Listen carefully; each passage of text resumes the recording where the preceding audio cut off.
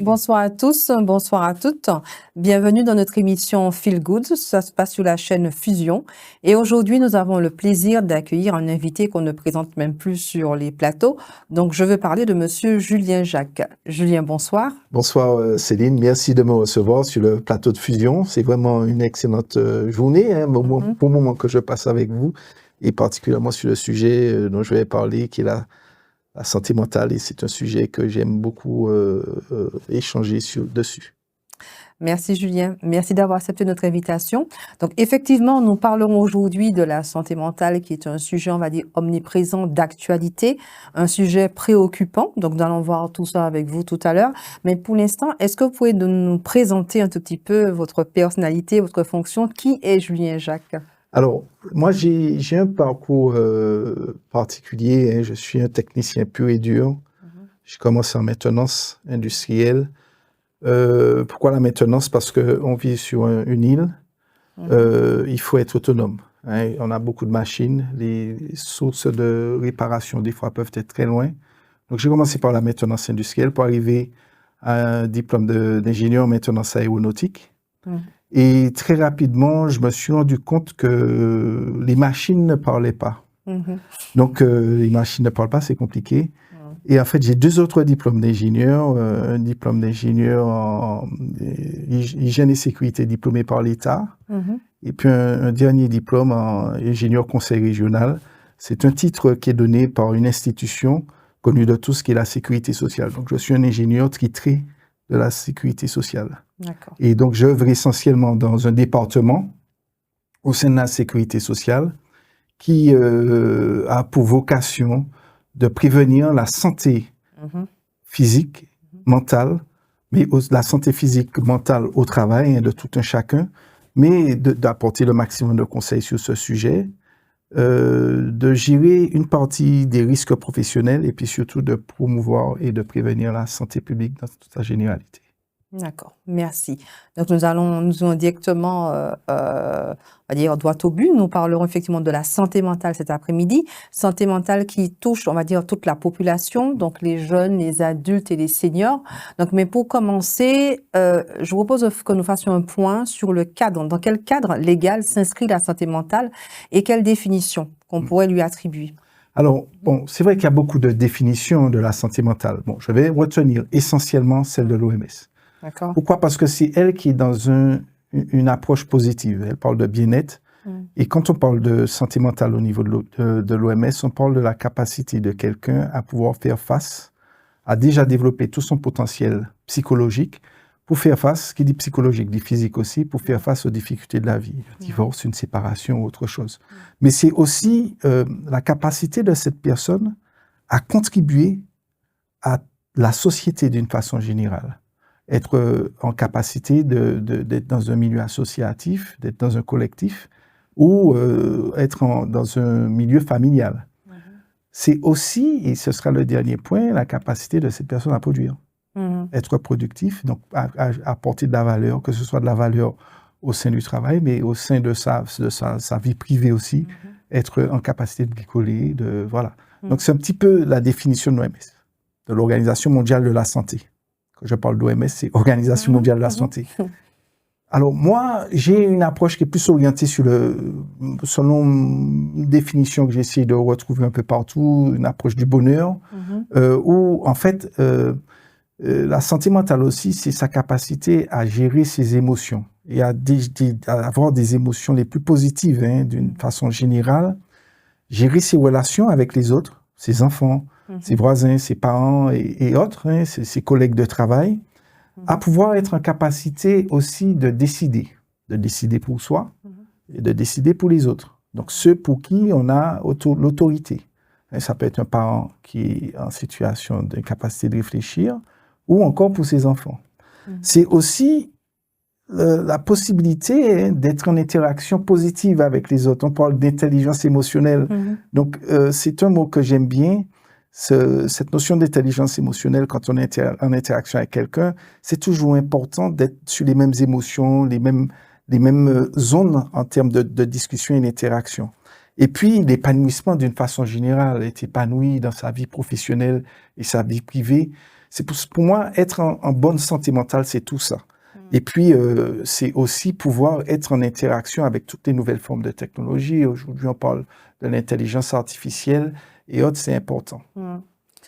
Donc, pour vous, donc on peut on peut associer la santé mentale au bien-être. Oui, voilà. Tout à fait. Donc, c'est quelqu'un qui serait en capacité, en fait, de pouvoir proposer des choses à la société. Voilà, c'est ça. Et d'être épanoui, en fait, par rapport à ce qu'il propose. Voilà, c'est un épanouissement quasiment au quotidien et dans la vie de tous les jours. Et effectivement, on le constate, hein, quand on observe les gens, il y en a qui sont en très bonne santé mentale, et puis d'autres où c'est un peu plus difficile. On voit qu'ils ont du mal à être en connexion avec les autres. Alors, si je peux parler du cadre législatif, voilà. Donc, l'Organisation mondiale de la santé prône le fait que les personnes qui souffrent de troubles mentaux doivent avoir accès à leurs droits. Et c'est ce qui est important pour l'Organisation mondiale de la santé. Quelqu'un qui ne serait pas en capacité de réfléchir ou de penser ne peut pas être en rupture de droit sur sa santé, sur un logement, ou sur un système financier. Voilà. Donc, c'est lui donner accès à ses droits. Mais c'est aussi lui permettre d'avoir accès à l'ensemble des soins qui existent dans le domaine. Aujourd'hui, en Martinique, sur la santé mentale, bon, il y a quand même un certain nombre de dispositifs qui existent. Il y a l'hôpital de Mangovulsin, il y a les centres médicaux psychologiques et puis il y a tout le système d'offre de soins par le biais de la psychiatrie et des psychologues qui peuvent accompagner sur ce sujet-là. Et puis enfin, l'OMS insiste sur la prévention des abus, par exemple la discrimination, la stigmatisation des gens qui sont peut-être en faiblesse. Et c'est un point essentiel. Alors, pour moi, ça c'est l'approche de l'OMS au travers d'axes prioritaires. On ne va pas trouver de texte précis sur la santé mentale législatif, mais il y en a beaucoup, parce qu'il y en a beaucoup. Il y a d'abord les lois contre la discrimination. C'est-à-dire qu'un individu n'a pas le droit de subir un traitement injuste de par son sexe, de par son âge, de par ses orientations sexuelles, de par, on va dire, son origine, ou encore tout simplement de par c'est un point important, de par son handicap, ou encore de par sa maladie. J'en cite d'autres. Donc, et être en refus d'être embauché par rapport à ces critères-là, refus d'être logé par rapport à ces critères-là, ou encore d'être dans une inégalité sociale par rapport à l'ensemble de ces critères. Il y a aussi des lois sur le harcèlement. Le harcèlement, ce sont des comportements répétés qui visent à nuire à quelqu'un, qui visent à le dégrader, à l'humilier ou à le blesser. Donc, il y a un certain nombre de lois qui sont prévues sur le fait de ne... Alors, il y a plusieurs types de harcèlement. Tout à fait. Le fait de ne pas harceler quelqu'un moralement, le fait de ne pas harceler quelqu'un sexuellement. Et puis, on parle de plus en plus de lois sur le cyberharcèlement, parce que c'est un peu plus pernicieux, où effectivement, on peut faire l'acquisition d'enregistrements et les diffuser de façon massive. Donc, c'est autre chose et ça peut être plus dangereux. Et puis, il y a d'autres lois. Le télétravail. Aujourd'hui, vous savez, depuis le confinement, on parle de télétravail. On parle aussi, donc il a fallu légiférer autour du télétravail pour que les gens qui se retrouvent dans une situation pour concilier une meilleure vie professionnelle et une meilleure vie privée puissent bénéficier des meilleures conditions. Il y a aussi des lois sur la protection des personnes en situation de handicap. Et puis, il y a des lois en matière de gestion de l'urbanisme, de gestion de l'habitat qui favorisent aussi un bien-être mental. Le simple fait d'avoir, par exemple, chez soi, une lumière suffisante, un niveau sonore adapté, des écrans ou une connexion adaptée, ça favorise aussi une bonne vie et une bonne santé mentale. La mise en place de normes adaptées dans le cadre du travail, dans le cadre de sa vie de tous les jours, dans sa voiture. On voit bien que les voitures ont beaucoup évolué avec des écrans différents, des robotisations des boîtes qui, on va dire, diminuent la charge mentale quand on conduit. Et puis, il y a aussi des textes qui sont particuliers. Par exemple, le RGPD, donc la réglementation de la gestion des données, qui préserve l'individu, puisque quelqu'un qui se dirait être en difficulté parce que ces données ont été récupérées peuvent solliciter la CNIL. Donc, et je peux vous assurer que les enquêtes peuvent être très précises et très contraignantes pour les entreprises qui ne respectent pas le RGPD. Il y a aussi le Code du travail. Je vais terminer dessus précisément puisque par rapport à ma fonction, c'est le sujet que je connais le mieux. Je rappelle quand même qu'au travail, parce qu'on passe quand même pour les personnes actives beaucoup de temps au travail, et je rappelle quand même que le Code du travail a beaucoup changé. Avant, on s'occupait beaucoup de la santé physique. C'est ce qui était marchand dans le cadre du travail. Aujourd'hui, c'est la santé, l'intellect qui est marchand. Donc, l'employeur doit aussi préserver la santé mentale et physique. Donc, à l'époque, c'était que le physique. Aujourd'hui, de plus en plus, l'employeur doit préserver la santé mentale de chacun de ses employés. Et c'est une obligation depuis 2020, depuis les années 2000. D'accord. Voilà. De toute façon, on y reviendra pour la partie sensibilisation. Quels sont les signes précurseurs qu'on retrouve en fait chez quelqu'un dont la santé mentale serait atteinte? Quels sont les premiers signes visibles qu'on peut avoir au travail ou dans la famille ou chez les personnes âgées? Quels sont les premiers signes en fait qui devraient nous alerter en fait? Alors, avant de parler, c'est vrai que c'est important pour quelqu'un d'avoir ces premiers signes précurseurs. Avant d'en parler, il est important de rappeler quand même qu'une personne sur 8, selon l'Organisation mondiale de la santé, souffre de troubles psychologiques. Je pense que dans certaines régions, dans les Outre-mer, c'est peut-être plus que ça. Et puis, il faut savoir, il y a des chiffres aussi que en Martinique, les enfants des départements, des régions Outre-mer souffrent davantage de troubles. 44% des jeunes, selon une enquête nationale, souffrent de troubles mentaux en Martinique, contre 37% en Guadeloupe et 54% en Guyane. C'est important. Donc ça veut dire qu'il faut aussi s'occuper de la santé mentale de nos jeunes. Les premiers signes, on va dire, c'est l'agacement. Le fait d'être agacé par une situation, l'agacement, c'est des petits signes d'atteinte mentale, mineurs. Il y a aussi les changements d'humeur, la tristesse, l'irritabilité, la colère. Il y a aussi les troubles du sommeil, les difficultés récurrentes à ne pas pouvoir dormir ou les difficultés à dormir beaucoup trop. Donc, on souffre d'insomnie, ou encore on n'arrive pas à rester très longtemps éveillé. Ce sont des signes précurseurs.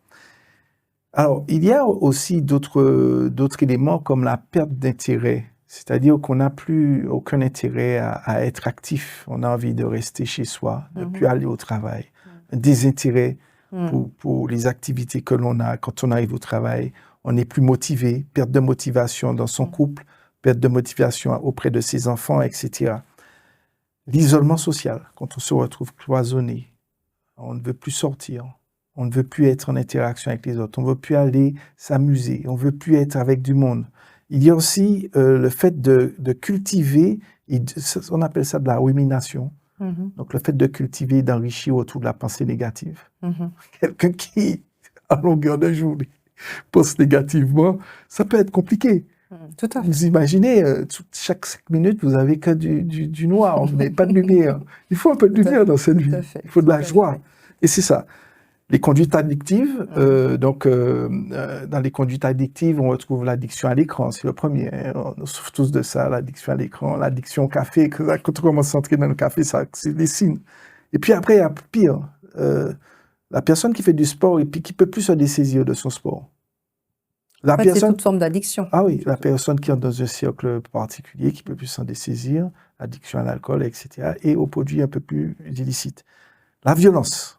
Quelqu'un qui est violent, qui a des attitudes violentes, qui a un comportement violent, et puis des changements autour de l'appétit. Tout ça, ce sont des signes précurseurs. Et puis, il y a des atteintes vraiment un peu plus marquées. Alors, dans les atteintes un peu plus marquées, on va retrouver les hallucinations. Là, c'est beaucoup plus, c'est-à-dire que la personne voit ce qu'elle ne devrait pas voir. Il y a aussi le délire, la psychose, la pensée suicidaire, c'est-à-dire que l'on ne se projette plus dans l'avenir. les comportements à risque, c'est-à-dire que cette personne prend un risque démesuré sans même être en capacité de voir le danger.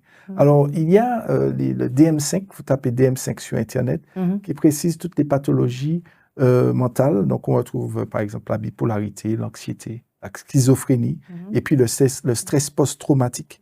C'est-à-dire que la personne a vécu un traumatisme dans sa vie, et elle n'arrive pas à se défaire de ce traumatisme dans son quotidien.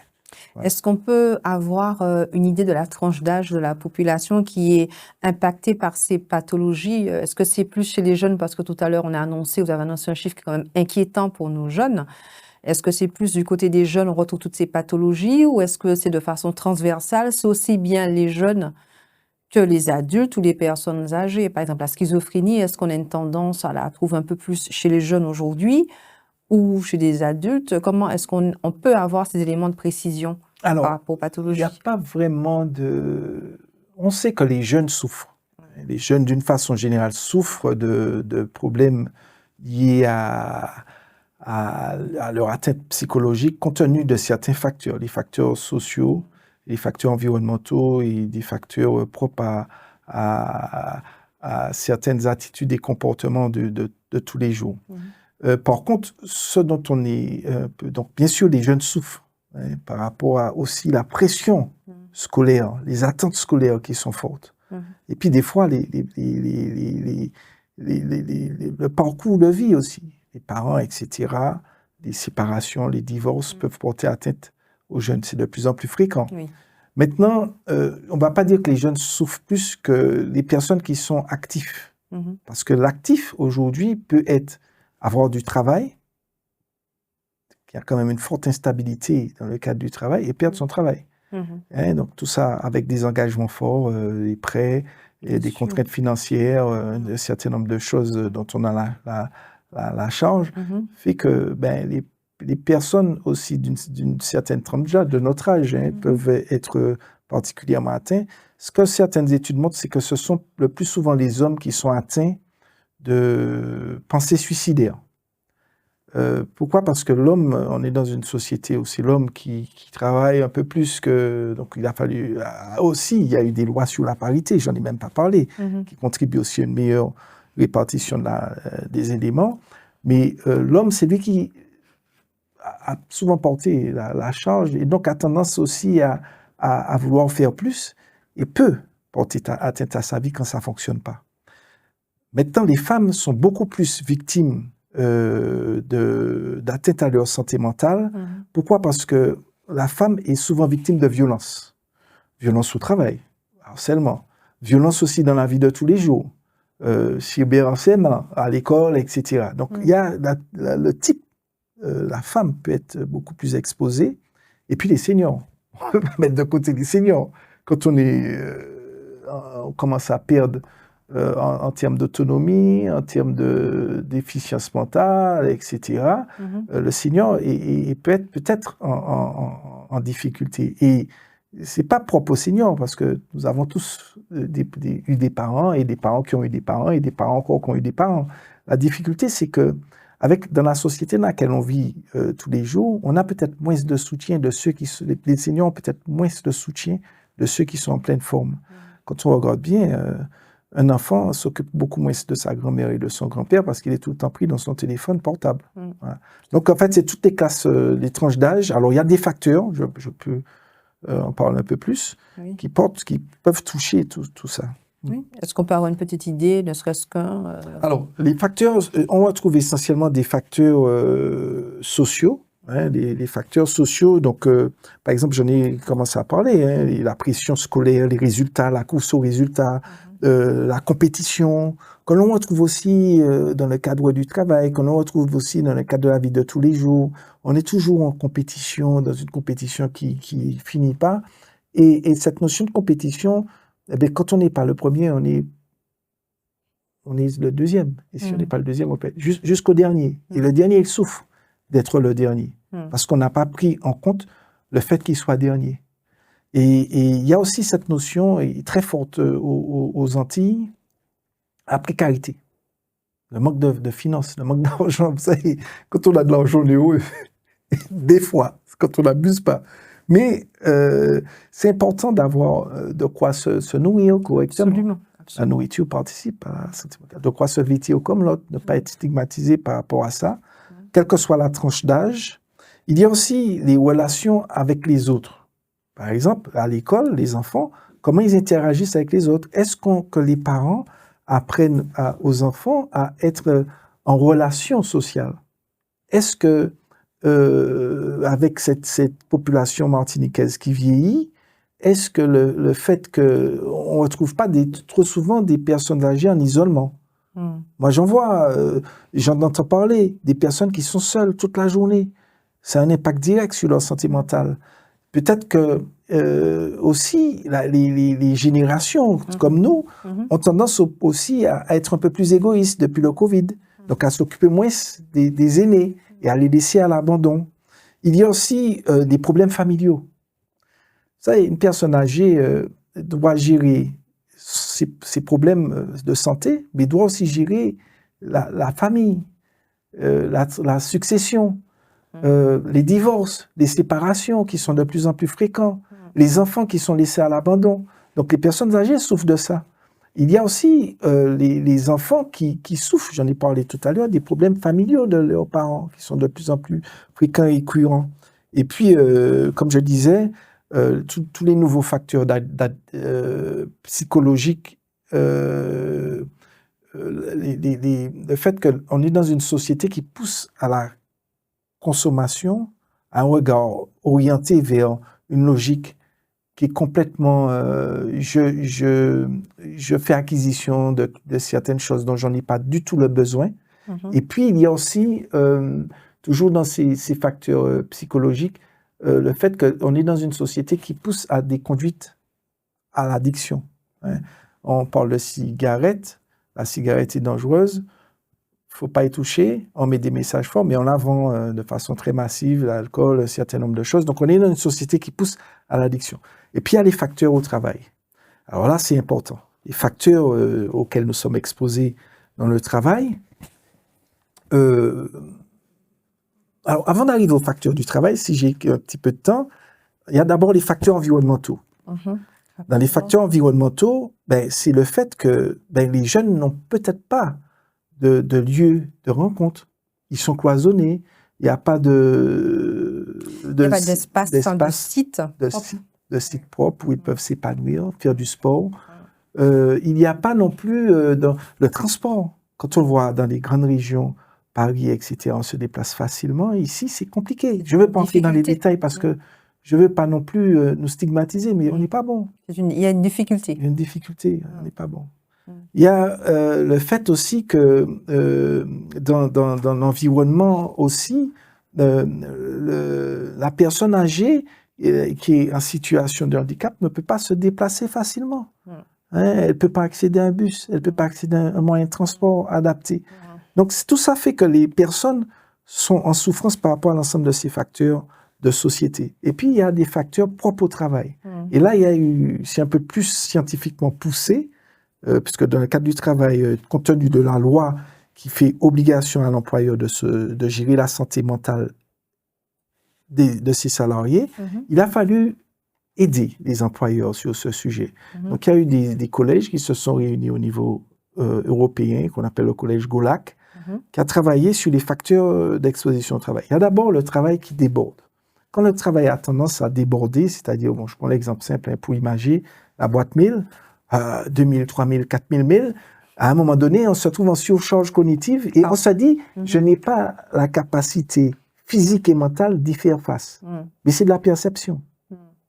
Si on n'a pas contre les moyens adaptés, on peut y faire face. Par exemple, la connaissance d'un certain applicatif qui peut gérer votre boîte mail en automatique, par l'intelligence artificielle, par exemple. Éviter que le travail déborde.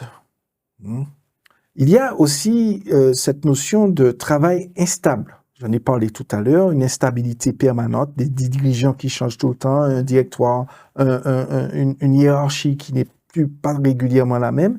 Ça peut entraîner chez les uns et les autres une réadaptation permanente qui fait qu'on est toujours en train de développer de l'énergie pour pouvoir être toujours au plus présent, au plus en interface positive avec sa hiérarchie, qui peut être différente. Donc tout ça, ça peut générer des facteurs d'instabilité au travail. Il y a le travail qui oppose en interne. Alors, j'ai parlé de compétition. Au travail, la compétition est très forte. Et quand on est dans un travail qui oppose en interne, le manager doit arbitrer. L'arbitrage est toujours perçu comme quelque chose d'injuste pour celui qui n'est pas promu, ou celui qui n'est pas sélectionné, ou celui qu'on n'a pas mis en avant, ou celui à qui on n'a pas attribué un bon bureau. Donc l'arbitrage peut être vécu comme injuste, et ce qui peut conduire, dans le cadre du travail, au passage à l'acte, c'est le fait qu'on ait vécu un arbitrage injuste et qu'on n'ait pas en plus le soutien de ses collègues. Donc, ah oui, tant pis pour lui, c'est bien fait que ça lui soit arrivé, il était toujours en train d'être à la botte de son chef, eh bien voilà, et on n'a plus le soutien du collègue. Et c'est là qu'il y a un risque de passage à l'acte. Donc ça, c'est la violence, le travail qui oppose en interne. Il y a le travail qui oppose en externe, le client qui est mécontent, le client qui est le prédateur, celui qui veut faire... qui veut tuer, qui veut dérober, qui veut prendre, eh bien, il peut porter une atteinte aux salariés de l'entreprise. Et ça, c'est quelque chose qu'on ne peut pas toujours maîtriser. Mais par contre, nous, on a des techniques. Hein. Il y a quand même un certain nombre de corps qui apprennent les techniques de maîtrise de la violence en externe. Il y a le travail contre ses émotions, c'est-à-dire que quelqu'un qui a tendance à ne pas gérer tous les jours, être face à des émotions comme les forces de l'ordre, qui tous les jours doivent faire face à des accidents de la route. On va parler des émotions aussi. La personne qui doit tout le temps, qui s'occupe de personnes en fin de vie et qui à un moment donné, l'infirmière et en fait son patient à un moment va mourir, devra faire face à cette émotion. Et puis, il y a aussi la personne qui doit faire face à ses valeurs éthiques. Hein, par exemple, vous êtes un bon croyant, quelqu'un qui a de très bonnes valeurs, vous ne mentez pas, vous avez tendance à dire la vérité. Et là, on vous dit non, il faut faire autre chose. Il faut mentir, il faut voler, il faut faire ce que vous n'avez. Il faut faire abus de votre autorité, etc. Non, et c'est contre votre valeur. Et là aussi, ça peut être quelque chose qui peut porter à terre. Voilà. Donc, il y a des éléments extérieurs qui peuvent contribuer, on va dire, à une perturbation chez quelqu'un, en plus des éléments internes que l'on peut vivre sur son lieu de travail, son lieu de famille. Voilà. Donc, tout ça va contribuer, ça peut contribuer à perturber, en fait, le bien-être chez un individu. Ça peut contribuer largement à perturber le bien-être. Et quand on cumule l'ensemble de ces facteurs, que vous êtes au travail, plus des facteurs, on ne connaît jamais la frontière entre la vie professionnelle et la vie privée. Et c'est ça toute la difficulté pour un employeur de dire, mais cette personne est aujourd'hui atteinte mentalement, est-ce qu'il est au travail, est-ce qu'il y a sa vie privée? Ben, c'est ça toute la difficulté des éléments. Et nous, hein, on essaie au mieux d'accompagner les deux, c'est-à-dire que ce soit l'employeur, que ce soit des personnes, hein, d'une façon générale, de donner des astuces pour que les gens puissent être beaucoup plus accompagnés dans leur vie de tous les jours. On va y arriver. C'est le point suivant. Donc, quelles sont les solutions qui sont proposées justement à toutes ces personnes? Alors, moi, déjà dans la vie privée, d'une façon générale, pour tout un chacun, je pense que, je quand même commence par dire, c'est important, c'est pas parce qu'on va voir, on a recours à un accompagnement sur le point psychologique que l'on est fou. C'est important de le préciser. Le recours à un psychologue du travail, c'est pas les personnes qui sont, entre guillemets, hein, puisque c'est souvent ce qu'on pense, qui sont en défaillance, qui sont folles, hein, comme on dit, qui vont voir un psychologue. On va voir un psychologue parce qu'avant, on avait le temps, on était dans la campagne, on avait le temps de réfléchir, de penser à soi, de penser aux autres et de penser à la façon dont on gère ces aléas. On avait ce temps-là. Aujourd'hui, on n'en a plus. La vie est devenue trop dense psychologiquement. Donc, des fois, on a besoin d'avoir de l'écoute et d'avoir cette prise de recul. Alors, les premiers lieux et la première solution, c'est de favoriser le maximum de lieux d'écoute. Alors, il y a les CCAS. Dans les communes, chaque commune a un CCAS. Donc, c'est de se rapprocher de son CCAS quand on est en difficulté, d'aller, bon voilà, je connais quelqu'un qui est en difficulté, voilà, d'en parler clairement au CCAS. Il y a les associations, associations de personnes âgées, des associations de jeunes, le scoutisme. Le scoutisme, c'est quelque chose de magnifique. Moi, j'ai été scout. Les plus belles périodes de ma vie, c'est là. Ça permet aussi de recadrer les enfants. Moi, j'étais recadré, j'étais très, très difficile, très turbulent quand j'étais jeune. Donc, ça m'a recadré. Il y a aussi les clubs de sport, les judo, etc., où on apprend à prendre des coups, on apprend aussi à maîtriser sa violence. Il y a les échanges, on va dire, intergénérationnels, les lieux qui favorisent les échanges entre les aînés et les plus jeunes, de faire en sorte que ces personnes puissent échanger et puis de favoriser aussi cet échange dans le cadre familial, d'enlever le jeune de son écran et de lui permettre d'être l'écran de ses grands-parents. Je rappelle quand même que les grands-parents ont besoin, pour pouvoir avoir accès à leurs droits, ils doivent de plus en plus passer par des outils dématérialisés, par des outils informatiques, par ce type de réseau-là. Mais le jeune, quand on l'enlève à l'écran et qu'on lui dit « mais aide ta mamie à il se sent important, il se sent responsable, il se sent quelque part quelqu'un qui peut aider l'autre. » Donc on apprend au travers de l'informatique aux jeunes à avoir une vision différente et de favoriser l'intergénérationnel. Il y a les lieux d'enseignement. Les lieux d'enseignement, il doit y avoir des lieux d'échange, donc l'éducation nationale où le jeune peut s'exprimer, qu'il puisse parler franchement des problèmes dont il a en toute confiance. Donc tout ça va aussi avec la confiance. Alors les lieux d'échange aussi sont importants dans le cadre du travail, les cellules bien-être. De plus en plus, on voit le médecin du travail qui interroge un peu sur les aspects de la psychologie, etc. Ça permet au médecin du travail de pouvoir connaître le salarié. Ça permet aussi à l'employeur de savoir, mais quand son salarié est en difficulté financière, difficulté sociale et autres. Et puis, il y a tout type de groupes d'échange autour des drogues et des addictions. Et puis enfin, ce qui est important déjà dans cette première approche, de développer le vivre ensemble. Alors, bien sûr, il y a d'autres éléments qui sont importants dans les facteurs environnementaux. Le transport. Faire en sorte que le transport soit beaucoup plus adapté à toutes les tranches d'âge.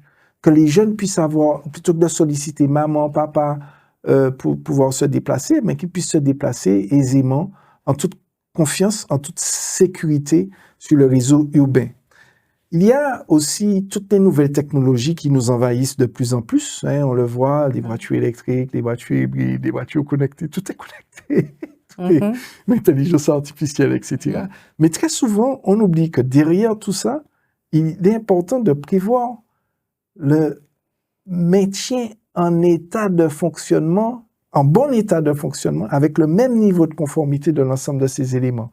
Et donc, il est important, quand on fait l'acquisition de l'ensemble de ces dispositifs, de pouvoir assurer derrière la maintenance et la main-d'œuvre et le maintien en conformité. Et tout ça, c'est important. Alors, il faut savoir que d'une façon générale, toute logique d'anticipation dans la vie de tous les jours, quand on anticipe les risques majeurs, les aléas, les problématiques, on va dire, de grève, comme le Covid, par exemple, là, bientôt, on aura une augmentation de la vie chère avec les problèmes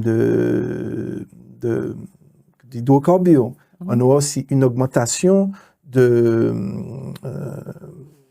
pouvoir d'achat, mais aussi une augmentation du coût du carburant qui va entraver notre capacité à se déplacer. Mais plus on anticipe ça, mais plus on se porte bien. Moi, je regarde la Chine en ce moment. Ce sont des personnes qui se préoccupent même pas de ce qui se passe dans la guerre de tous les jours. Et c'est vraiment pas leur préoccupation. Et puis, il y a l'accompagnement psychologique qui est important. Donc, accompagnement psychologique, il y a plusieurs techniques. Le MDR qui est une méthode basée sur la désynchronisation très forte quand il y a eu les attentats, donc en matière de traitement post-traumatique. Donc là, c'est le psychologue. Il y a des psychologues spécialisés dans cette technique et qui permettent, par des techniques de désynchronisation, d'accompagner quelqu'un qui a été victime de quelque chose de post-traumatique. Ça peut être un traitement individuel ou collectif. Il y a aussi toutes les techniques d'hypnose, d'écoute et d'observation. Le renforcement des individus au travers du coaching, au travers aussi des activités physiques, des loisirs, j'en ai parlé, du soin. C'est important de prendre soin de sa personne, des massages, le bien-être, le fait de se ressentir dans un lieu détendu, où il n'y a pas trop de bruit, d'être dans un environnement, on va dire, apaisé, et dans un environnement qui est propre au développement de notre personne et de ce qu'on est en tant qu'individu. Et puis la médiation. La médiation aussi est un recours. Il y a de plus en plus de médiateurs spécialisés dans le domaine juridique qui peuvent accompagner quand on est face à une difficulté particulière au travail, qui peuvent nous accompagner quand il y a un conflit, quand il y a un conflit avec son voisinage, quand il y a un conflit avec ses parents, quand il y a un conflit conjugal. Voilà. Ce sont tous l'ensemble de ces éléments qui peuvent contribuer à un meilleur développement, on va dire, dans le cadre de la vie et de sa santé mentale. Alors, il y a des institutions en plus de ça, et je pense que c'est important d'en parler, le travail que font les institutions, telles que l'ARS, qui travaille beaucoup sur les sujets d'approche, on va dire, du soin, donc permettre à tout un chacun d'avoir accès aux soins. Donc, il y a une plateforme régionale qu'on peut solliciter 24 heures sur 24 quand on se sent en situation de souffrance mentale forte, les solliciter. Et puis, il y a l'agence régionale d'amélioration des conditions de travail pour ceux qui sont dans le cadre du travail. Il y a aussi l'inspection du travail qui peuvent intervenir dans le cadre du travail. Et puis, surtout, la sécurité sociale qui intervient dans pas mal, dont je suis salarié, le fruit de cette institution, qui intervient sur plusieurs sujets en matière de prévention de la santé publique, sur les retraités, les personnes âgées, mais aussi sur le public de travailleurs. Alors, sur tout public, mon soutien psy. C'est un accès, c'est une offre qui est proposée aujourd'hui par la Sécurité sociale. Vous tapez sur Internet « Mon soutien psy », vous aurez accès à tous les professionnels psychologues du travail qui peuvent accompagner et pour un montant forfaitaire de 50 €. Prise en charge par la Sécurité sociale. C'est important. Donc, vous allez sur Amélie, vous allez trouver. Il y a aussi, pour les personnes âgées, donc des paniers de soins spécifiques. Et dans ces paniers-là, vous avez des soins en accompagnement psychologique, plus pour les personnes âgées. Il y a aussi des supports de formation que nous développons par le biais du service prévention et promotion de la santé publique, des supports que nous développons, des accompagnements que nous faisons pour les élèves dans l'éducation nationale. Donc, pour apprendre c'est important que nos jeunes Martiniquais puissent, comme les jeunes Asiatiques, ou comme d'autres enfants, apprendre à gérer leurs émotions, apprendre à gérer les émotions, leur capacité à être en interaction, leur capacité aussi à développer une intelligence émotionnelle, à être en confiance en eux-mêmes. Donc tout ça, c'est important dès le plus jeune âge. Il y a aussi, toujours dans les méthodes d'accompagnement, indépendamment des plus jeunes, donc les travailleurs. Donc, la sécurité sociale aussi accompagne, plus particulièrement le service dont j'ai la charge, les travailleurs. On forme les travailleurs, que ce soit les chefs d'entreprise, sur plusieurs sujets. Comment prévenir et anticiper, pour faire en sorte que dans le milieu du travail, il y ait de meilleures relations humaines au travail. Donc, on a un outil qu'on appelle l'outil RHT, qui est parfait, RHT, relations humaines au travail. Et on apprend au service RH, aussi aux différents acteurs et pilotes d'entreprise à utiliser cet outil. Il y a aussi un outil qu'on appelle ARVEX, Anticipation, Régulation et de la violence externe. Donc, on a une formation spécifique sur les incivilités et les agressions, sur les compétences de base à développer sur la prévention des risques psychosociaux en entreprise. On a aussi une formation spécifique adressés aux dirigeants pour pouvoir faire leur évaluation des risques psychosociaux en entreprise. On a un réseau de consultants que nous avons développé pour pouvoir aider les entreprises à faire leur évaluation sur les 6 facteurs que j'ai exposés de GOLAC dans les unités de travail, faire en sorte que ces employeurs puissent mettre en place des mesures de prévention adaptées pour aider, pour maîtriser les risques psychosociaux d'un cadre du travail. Et puis enfin, la sécurité sociale, ça on ne le sait pas souvent, mais je tiens toujours à le dire, on accompagne financièrement les entreprises sur la mise en œuvre de tous les moyens qui sont issus de leur évaluation des risques, et on accompagne aussi financièrement à l'évaluation par ces cabinets de consultants. Et je peux vous assurer que les sommes sont intéressantes. Alors, ça tombe bien parce que j'ai une question, oui. voilà, par rapport aux solutions dans le travail. Dans le milieu asiatique, on a tendance à voir, j'ai eu l'occasion de voir, des salles de bien-être. Oui. Où les salariés, les employés peuvent aller se reposer, se retrouver. Chez nous, dans notre fonctionnement, nous n'avons pas ces éléments. Ça peut aussi contribuer au bien-être d'un salarié. Ces espaces qu'on peut appeler des salles de zen, où on se retrouve à un moment donné. C'est absent chez nous. Ce n'est pas une habitude. Est-ce qu'on a la possibilité, en termes de prévention, ça peut être une solution qui peut être coûteuse, oui. Mais ça peut être une solution pour nous au travail, en fait. Alors, nous, on essaie de faire en sorte, c'est comme l'enfant qui met son doigt dans la prise, de faire en sorte que les chefs d'entreprise, les acteurs d'entreprise aient compris, qu'ils aient une vision différente du monde du travail, parce que orienté vers la productivité. Vous savez, quand vous écrivez et que vous êtes au soleil, vous êtes au soleil, sous la chaleur, vous devez écrire une lettre. Vous n'avez pas l'écrire de la même façon que si vous êtes assis dans un transat auprès de la mer, à regarder l'océan. Vous verrez que votre main sera beaucoup plus légère et beaucoup plus à droite. Et la pensée sera différente. Donc, l'employeur qui comprend que le bien-être favorise aussi la productivité, favorise le développement intellectuel, favorise aussi la capacité à produire davantage, comprend aussi qu'il faut qu'il mette dans son lieu de travail des zones de confort, des salles de sport adaptées, des lieux de massage, des personnes qui puissent écouter quand ça ne va pas. Permettre aussi aux salariés de pouvoir échanger avec les autres, à sortir derrière un bureau. Le bureau, c'est quelque chose qui est quand même figé, qui est quand même une vision négative. Nous avons tous été à l'école, sur une chaise, à table, etc., à écrire. Il faut changer ça. Aujourd'hui, on peut travailler dans un cadre différent, parce que ça favorise aussi l'innovation, ça favorise aussi beaucoup de choses différentes. Et il est important aussi qu'on nous, acteurs institutionnels, ou tout un chacun, essayons de développer l'innovation au travers de ces approches de la santé mentale et faire en sorte que chacun soit vraiment épanoui là où il est. Alors on parle de talent, on parle de valeur. Quand on favorise tout ça aussi, on met davantage en avant les valeurs et les talents de tout un chacun et ça favorise aussi un meilleur épanouissement. Alors, quand cette personne a déjà son épanouissement dans le cadre de sa vie privée, il est important aussi que le travail n'écrase pas cet épanouissement que cette personne a. Et inversement, que quelqu'un est épanoui au travail, que sa vie privée ne puisse pas écraser son épanouissement. Et l'idée, c'est que tout est des Martiniquais et puis que l'ensemble de la planète, quel que soit l'endroit où on se trouve, c'est ça aussi la volonté de l'OMS, puisse vivre dans un cadre différent. Alors, c'est vrai qu'on parle de résilience de plus en plus. Ce sont aussi des termes nouveaux. Il faut apprendre aussi à vivre avec ce que l'on a, avec le peu que nous avons. À partir du moment que ça ne porte pas atteinte à notre vie humaine, eh bien, il faut faire preuve de résilience. Et bientôt, peut-être qu'avec les problèmes d'hydrocarbures, eh bien, il faudra faire preuve d'une grande résilience. Et je pense que si on est résilient, eh bien, ça contribuera à avoir une meilleure santé mentale aussi. Juste avant de clôturer notre émission, au niveau de la sensibilisation, est-ce qu'il y a des campagnes, est-ce qu'il y a des moments marquants où on parle de la santé mentale?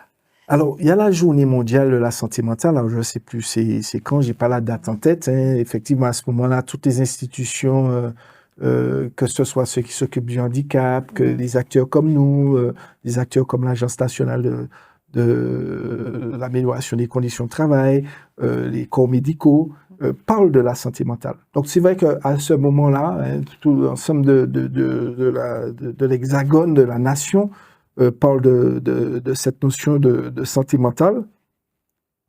C'est un moment fort, comme certains moments existent dans le calendrier annuel, mars bleu, octobre vert, etc. Donc, il y a tous des moments forts autour de la santé. Mais moi, ce que je souhaiterais, la santé mentale est ciblée comme la priorité de l'OMS. On voit bien que la charge cognitive est forte, que la sollicitation de tout un chacun, que ce soit au travail ou dans la vie privée, est très forte. Les enfants sont sujets. On n'a plus le temps de laisser notre cerveau respirer. Il est important pour nous, quand on parle de campagne de sensibilisation, que ce soit au quotidien, que celui qui souhaite faire avancer ces sujets-là puisse le prendre à bras-le-corps, et que ce soit un enseignant, que ce soit une association ou une institution, puisse porter ces sujets à bras-le-corps, parce que je pense que dans l'avenir, on a beaucoup travaillé sur la santé physique, mais malheureusement, le mental est un terrain de la médecine qui est un peu, il y a des zones inconnues, et il est important, en plus de ça, on parle de substitut, parce que quand je dis que le mental est devenu une composante forte du travail, on parle aujourd'hui d'intelligence artificielle, ce serait dommage de passer à une intelligence artificielle sans qu'on ait pris soin de notre santé mentale. Donc il faut tout le temps en parler. Je pense que c'est un sujet prioritaire et qui permettra à tout un chacun, malgré les évolutions de tout que nous subissons, tous un chacun, à des fins favorables ou des fins défavorables, qui peuvent avoir de belles conséquences, qu'on puisse utiliser ces évolutions pour en faire de bons produits pour notre épanouissement et une meilleure santé mentale. L'utilisation d'un téléphone portable, il y a des manières d'utiliser un téléphone portable pour qu'il soit très utile. Il y a des moyens d'enseigner différemment. Il y a des moyens aussi d'éduquer nos enfants différemment. Et puis, je rappelle quand même que la technologie pour les personnes âgées, avec la domotique et autres, c'est des évolutions techniques qui sont intégrées dans les logements des personnes âgées qui leur facilitent la vie. Prenez un exemple simple. Vous savez, moi, je vois souvent des personnes âgées qui sont toute la journée, toutes des personnes âgées qui sont toute la journée face à leur télé, qui écoutent, mais ne voient pas l'écran. Ou qui voient l'écran, n'entendent pas. Alors qu'il y a des moyens informatiques et des technologies qui pourraient faciliter leur vie au quotidien. Mais on les mettre à leur disposition. Ce sera le mot de la fin. Merci Julien pour cet éclairage sur la santé mentale. Merci à vous. De nous avoir reçus. Voilà, nous arrivons au terme de notre émission. On vous souhaite une bonne continuation sur Fusion et on vous dit à très bientôt. Au revoir. Merci.